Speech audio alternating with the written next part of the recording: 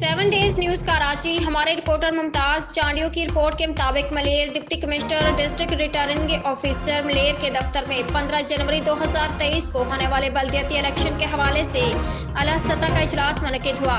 सूबाई election commissioner जनाब एजाज चौहान की खसूसी शिरकत। 15 जनवरी को होने वाले बल्दियाती इलेक्शन के हवाले से DC ऑफिस मलेर में एक आला सतह का इजलास। सूबाई इलेक्शन कमिश्नर एजाज अहमद चौहान की इजलास में खसूसी शिरकत। इजलास का आगाज तलावत कुरान पाक से किया गया। डिप्टी कमिश्नर और डिस्ट्रिक्ट रिटर्निंग ऑफिसर जिला मलेर इरफान सलाम मीर पानी ने जिला मलेर में होने वाले बल्दियाती इलेक्शन के हवाले से सूबाई इलेक्शन कमिश्नर को मुकम्मल ब्रीफिंग दी। SSP जिला मलेर सैयद इरफान बहादुर ने सिक्योरिटी के हवाले से आगाह किया। सूबाई इलेक्शन कमिश्नर एजाज अहमद चौहान ने इजलास से खिताब करते हुए कहा कि इंशाल्लाह 15 जनवरी 2023 को हर हाल में बल्दियाती इलेक्शन होंगे। उन्होंने तमाम ROs और AROs और इलाका पुलिस को पाबंद किया कि वो अपने इलाकों में तमाम नोटिफाइड पोलिंग स्टेशन का दौरा करें।